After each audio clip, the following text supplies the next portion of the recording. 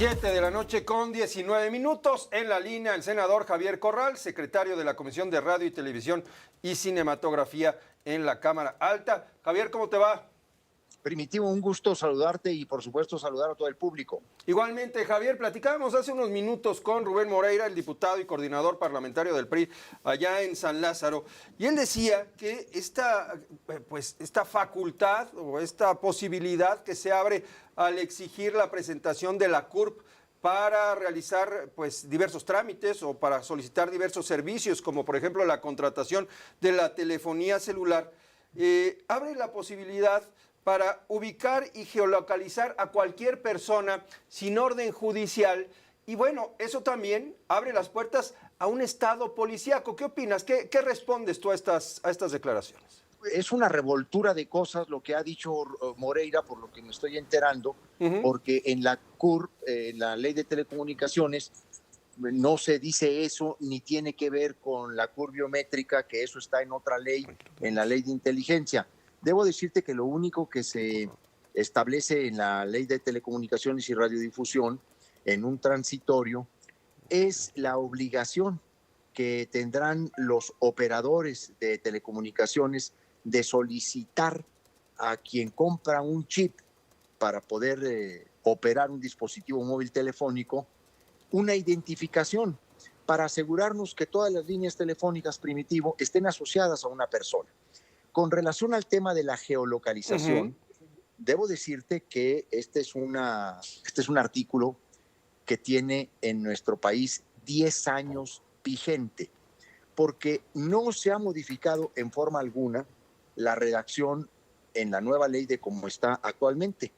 O sea, la geolocalización tiene 10 años de vigencia en México, ha servido como un instrumento muy importante en la colaboración con la justicia y la seguridad pública, porque se trata de una norma que permite a una autoridad competente solicitar a un operador de telecomunicaciones la ubicación geográfica en tiempo real de un dispositivo móvil.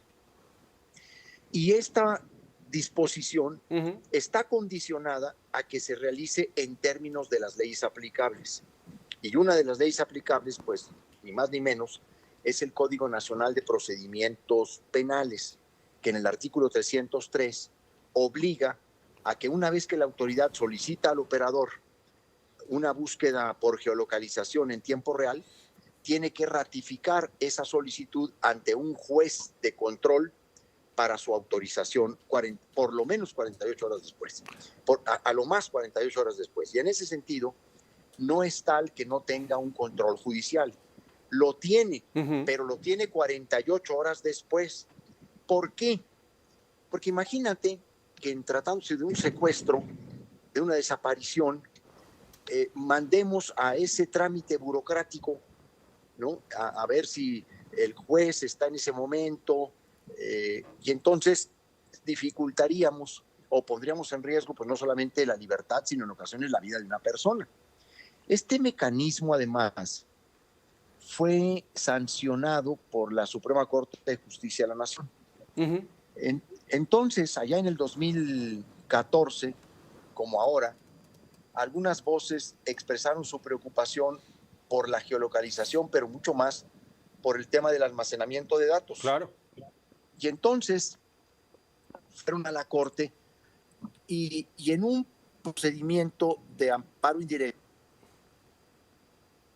convalidando y validando la constitucionalidad de ambas disposiciones.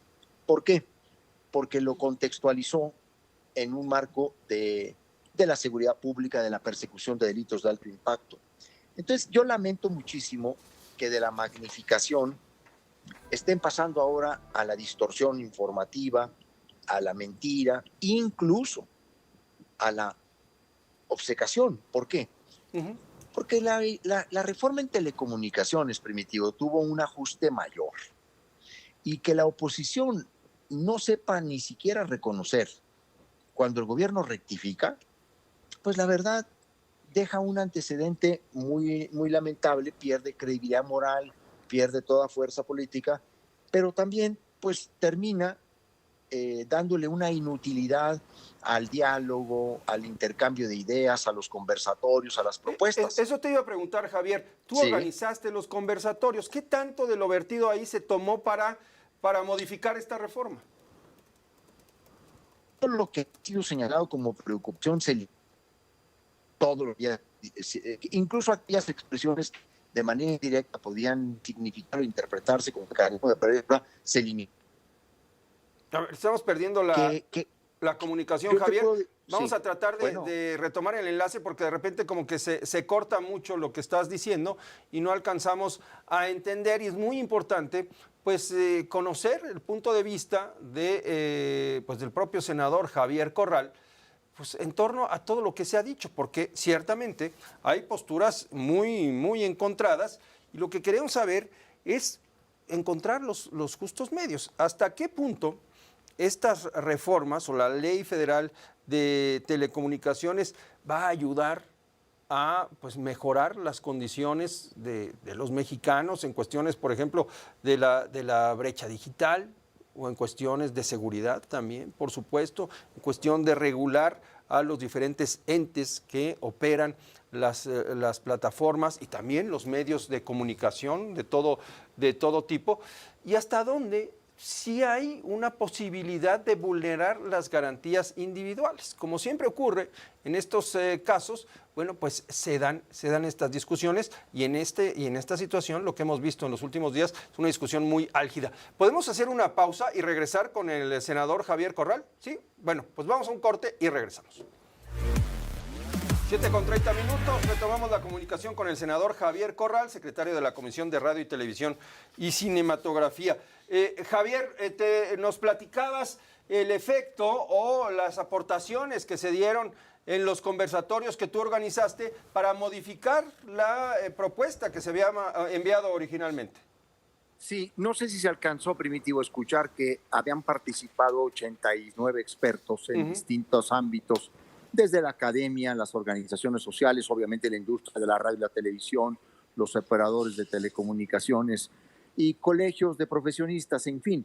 De esas propuestas yo creo que se recogió entre un 70-80%, particularmente porque varios de los ponentes coincidían en el rediseño del órgano regulador, o más bien en el rediseño que habían tenido las atribuciones de la anterior IFT en la nueva Agencia de Transformación Digital. Sí. Había una concentración en esa agencia que terminaba colocando una actividad estratégica en todos los sentidos, pues en un modelo unipersonal, vamos a decirlo de esa manera.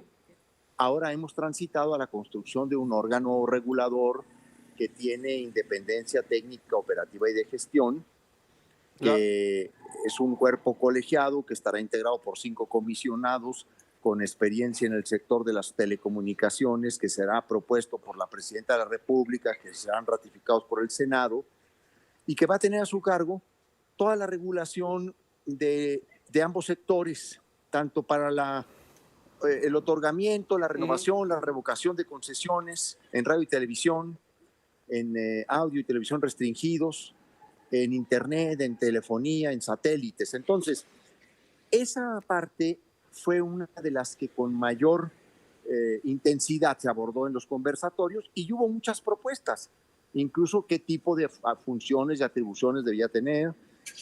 Había quienes decían que por ningún motivo debía tener funciones de competencia. Además, así lo dice la Constitución en la reforma de diciembre pasado, eso se lo da a la Agencia Antimonopolios. Entonces, hubo una escucha, y ahí es donde yo insisto, es muy lamentable que, habiendo generado un diálogo amplio, plural, democrático, hoy ni siquiera eso se reconozca, porque pues hay una actitud de descalificarlo todo.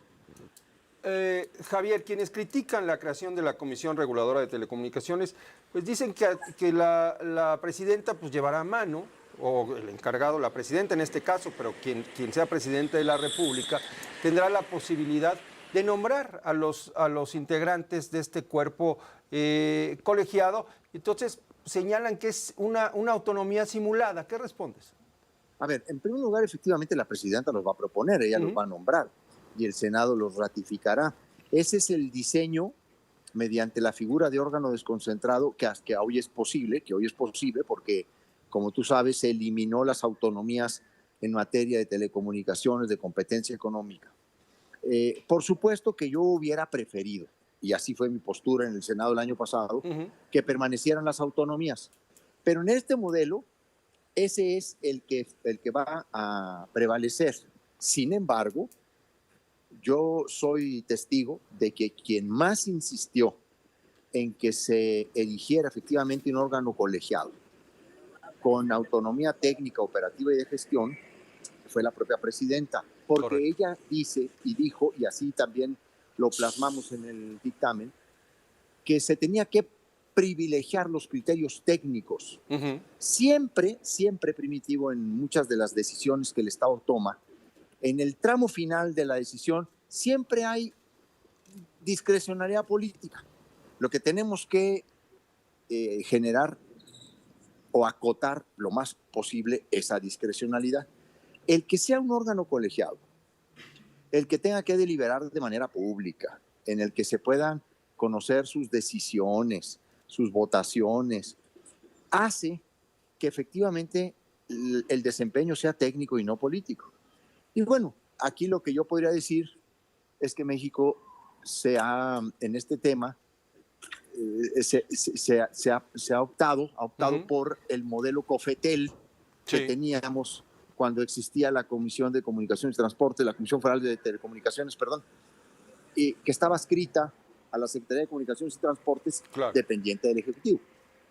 Oye, Javier, esta pregunta también es insistente porque mucha gente nos hace este cuestionamiento. ¿Por qué es necesaria la presentación de la CUR? ¿Por qué se hace indispensable? No, en el dictamen de telecomunicaciones no es obligatorio la presentación de la CUR. Aquí, en el 30º, en el transitorio, tú puedes identificarte para comprar un chip telefónico con una documentación oficial, con una identidad oficial, identificación oficial. Puede ser una licencia a manejar, puede ser una credencial para votar, lector, un o puede ser, pasaporte. exactamente, ahí no, o un pasaporte. Ahí no se obliga a presentar la CUR. Correcto. Javier, ¿queda garantizada la libertad de expresión? Muchos hablan de censura, de discrecionalidad a la hora de tomar las decisiones a través de la propia Comisión Reguladora de Telecomunicaciones. ¿Cómo se van a ponderar todas las decisiones que se puedan tomar? Yo te puedo asegurar que en la nueva ley no hay una taxativa o un límite o una restricción que no esté considerada en la Constitución. Porque hay que decirlo con toda claridad. En la Constitución se establecen los derechos y las libertades en materia de expresión, información y derecho a la información. Y también ahí se establecen los límites.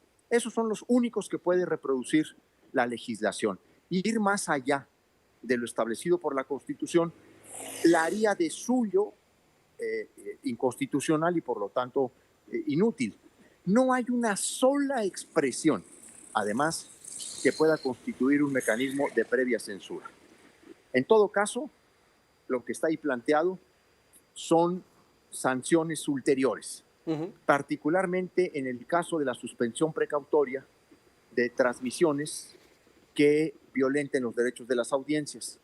Y digo precautoria porque se tiene que establecer un procedimiento, incluso antes de establecer el procedimiento de carácter administrativo, la ley señala un previo apercibimiento, que no es otra cosa más que llamar la atención del concesionario sobre cierto contenido de cierta emisión, de cierto programa o segmento de programa que esté violando los derechos de las audiencias para que se corrija. Y si se corrige, pues simplemente no hay procedimiento. Entonces, no hay mecanismos de previa censura. Obviamente se eliminaron el 201, el 202, el polémico 109 de la suspensión de señales, porque ahí decía, de las plataformas digitales. Pues yo te aseguro que en el marco de derechos y libertades que establece la Constitución, así como de sus límites, la ley es un fiel reflejo.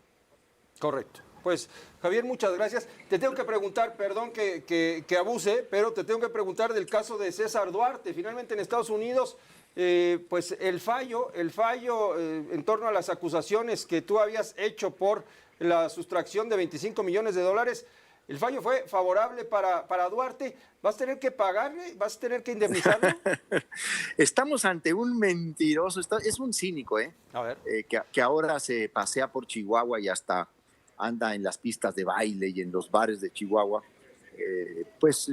no otra cosa más que ostentando la protección y la impunidad que le brinda César Duarte. Mira, estamos ante un mitómano, hay que recordarlo. Hay que recordar a este personaje que tiene 21 órdenes de aprehensión. A ver, 21 órdenes de aprehensión. Ha sido el político, yo creo que en la historia de México, que ha acumulado más órdenes de aprehensión por delitos de peculado. No es cierto que fue absuelto, no es cierto, Primitivo, que lo absolvieron. No lo exoneraron porque no era ningún juicio penal, ni siquiera era de autoridades financieras. Esta fue una demanda de carácter civil que promovió la Fiscalía General del Estado, menos yo como persona, ¿verdad? O sea, esto fue una acción institucional. Se contrató un despacho de Texas, de Houston, que tiene experiencia en la recuperación de activos, sobre todo aquellos que se han conseguido o comprado en Estados Unidos con recursos de procedencia ilícita o que son fruto del peculado, del robo público. Bueno, este despacho se le consiguió porque ya había tenido experiencia en el caso de Veracruz, del otro corrupto Duarte de Veracruz. Bueno, debo decir que nosotros dejamos encaminados. De hecho, se hizo un contrato, nunca se le pagó un solo dólar o peso a este despacho porque las condiciones quedaron de que ellos se llevarían una proporción de los bienes que se recuperaran por los actos ilícitos o los actos indebidos. Pero María Eugenia Campos, que lo protege, que lo liberó, que le está regresando sus bienes, que le está dando oportunidad en medios de comunicación porque le maneja campañas muy favorables de protección, cruzó los brazos, o más bien los bajó, como se dice, ¿no? Brazos caídos. Sí. Y nunca colaboraron con el despacho de Estados Unidos. Ellos les estuvieron alrededor de 4 años pidiendo información, pidiendo evidencias y documentos que ellos ya habían visto. Pero como María Eugenia Campos está muy comprometida con Duarte, pues fue parte de la nómina secreta de él, abandonó el caso. No es cierto entonces que se le absolvió o se le exoneró. No ha negado Estados Unidos la existencia de las 50 propiedades. Bueno, es que debo contarte que originalmente nosotros habíamos identificado 12 propiedades de César Duarte en Estados Unidos, algunas en Arizona y otras en Texas. Este despacho, que tiene una infraestructura impresionante en términos de investigación y sistemas de inteligencia, ubicó 50 propiedades de César Duarte. Y obviamente era muy importante recuperarle al pueblo de Chihuahua pues estos recursos, porque todo eso se compró con el dinero que se robó. Pero abandonaron el caso. Y entonces han hecho toda una manipulación y una distorsión, pues porque sigue maiciando a muchos, tiene mucho dinero, sigue aceitando la red corrupta y corruptora en Chihuahua, Primitivo. Muy bien, entonces es falso que haya sido exonerado y todavía más falso que tengas que pagarle millones de dólares. Y todavía más falso que yo haya presentado la denuncia demanda, en su contra. Pues porque la ¿Fue un verdad asunto de las institucional cosas, entonces? Pues sí, claro, fue la Fiscalía, Claro. y hay un contrato firmado por el fiscal general del Estado con este despacho. Muy bien, pues te agradezco mucho, senador, que nos tomes la llamada. Un abrazo, Javier. Oye, Primitivo, gracias por el espacio, por la oportunidad de este intercambio que hemos tenido hoy. Gracias, buenas noches. El senador Buenas Javier noches, Corral. hasta Vamos a luego. hacer una pausa, volvemos.